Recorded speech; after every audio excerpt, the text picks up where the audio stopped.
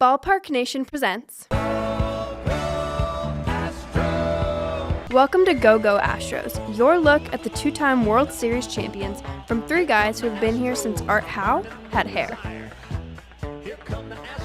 Good morning, Astros fans. Brian Arbor here from the Go Astros podcast with another one of our short hops.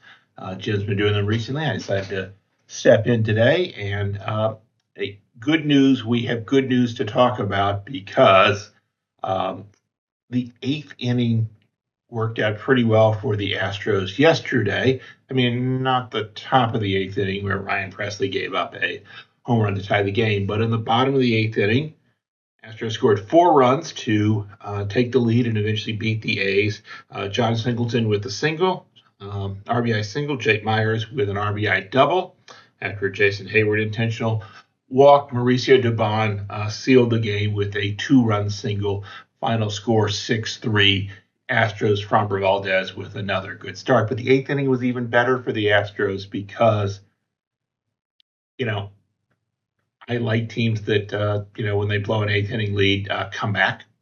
Mariners fans a little less so today because in the top of the eighth inning, the Mariners lost their lead, giving up 3 runs with some very shaky defense by their infield to end up losing to the Rangers 5-4. And so,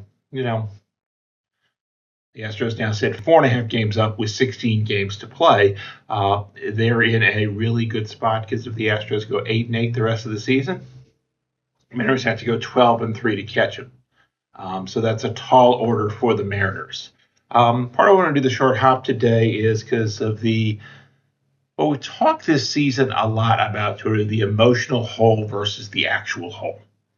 And in the beginning of the season, the emotional hole was big, but the actual hole was bigger. And the Astros, I said, at the time, the Astros needed to play like one of their best teams they'd ever had to come back from that. And they have. That they're only going to win like 87, 88 games, indication how big a hole they dug in the first 26 games of the season. But it kind of felt similar for the 3-game losing streak. The Astros lost big to the Diamondbacks on Sunday and then lost a pair of 1-run games to the A's in frustrating fashion, exceedingly frustrating fashion, both on Tuesday and Wednesday. And so certainly it felt pretty bad. And, I got a overwrought text message when Presley gave the home run in the 8th from one of my friends that indicated that was a common thought among Astros fans. The actual hole wasn't that big because, again, 3.5 game leads in a division. You would have I liked it better with a 6, didn't we all? But we're still pretty big. The Astros were sort of big favorites, but I think yesterday felt bigger than a lot of games because of the 3-game losing streak, because they bled a little bit out of the division lead. And so from the emotional hole, from sort of the psychological perspective, yesterday was a big win. I'm sure the team felt that too. They get on the flight to Anaheim after the game yesterday. And even though they'd lost the series, they'd won the last game. They'd won it in really sort of pleasant fashion. And again, with some of the Singleton, Myers, and Dubon getting the home runs, not some of the big stars of the team, but some of the guys at the bottom of the lineup who've been struggling, making contributions. I think it feels a lot better. The reality is, of course, the Astros are in a really strong position.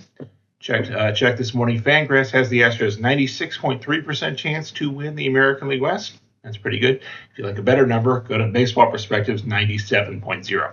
Obviously, the differences don't such a big deal, but between them aren't a big deal. The broad thing is the Astros, in most scenarios, will win the division. They still need to win a few more games. They haven't clinched by any means, and the emotional hole, you can get in that pretty quickly, understand, but note the sort of reality of the situation. And the reality of the situation, too, is the Mariners aren't that good a team. The Astros are a better team. They had the terrible beginning of the season, but pretty soon they're going to win the American League West. And here's what I'm going to declare about that. If the Astros win the American League West that April, we shall never speak of it again. Go Astros.